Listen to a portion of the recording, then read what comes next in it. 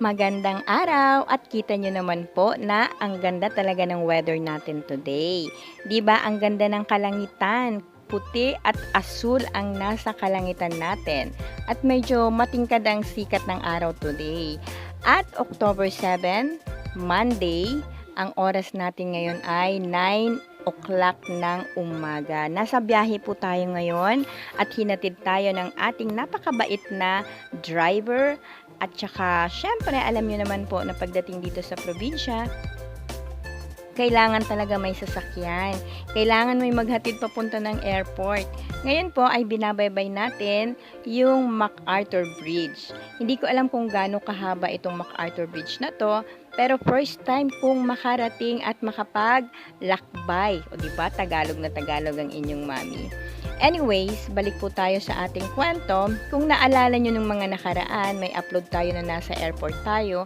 Ngayon naman ay pabalik na tayo kung saan tayo nanggaling. Pupunta tayo ng airport dahil tapos na ang ating almost 2 weeks na bakasyon. Nakapag-relax tayo, nakapag-unwind, nakapunta tayo sa mga lugar na hindi pa natin napuntahan, at saka super excited dahil ang dami kong napuntahang magagandang lugar dito sa pinuntahan naming pinagbakasyonan. Anyway, ayan na ho uli. Kung nakikita nyo, maganda yung weather, maganda yung nakikita ko sa paligid. Kahit na nasa sasakyan lang ako at hindi ko alam kung ano-ano ang mga pangalan ng lugar na to, pero ang alam ko, nasa MacArthur Bridge po tayo. Marami kang makikitang mga sasakyan, mga tao, mga bahay, mga nasa paligid.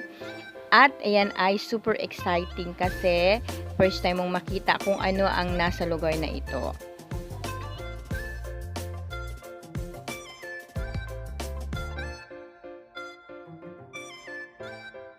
Please lang po dahil walang traffic, kaya dire-diretso lang po ang biyahe namin. So maya-maya, update ko po kayo kapag nasa airport na po kami.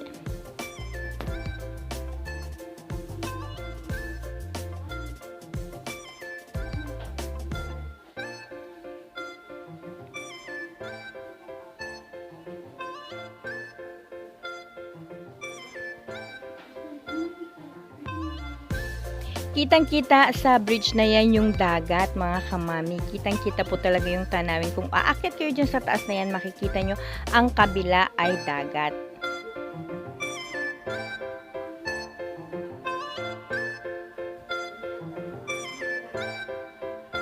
So, babalik na tayo sa ating reality ng buhay dahil tapos na ang ating bakasyon.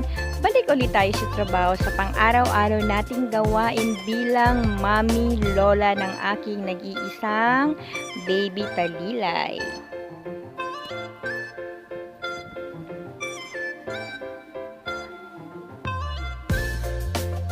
Swerte tayo ngayon dahil yung weather maganda. Walang ulan, walang hangin, so walang bagyo. Kaya timing na timing po ang balik natin sa ating uuwian. Pabalik na tayo ng Manila. Kaya see you in the airport.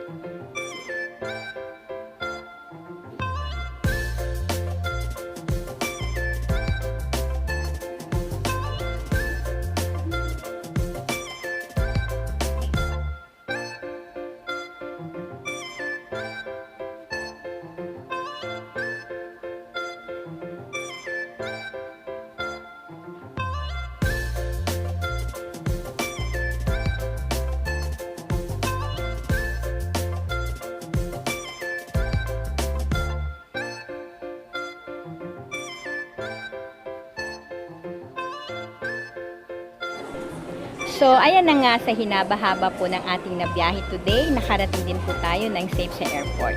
Prepare po tayo sa next step. Thank you for watching. Bye!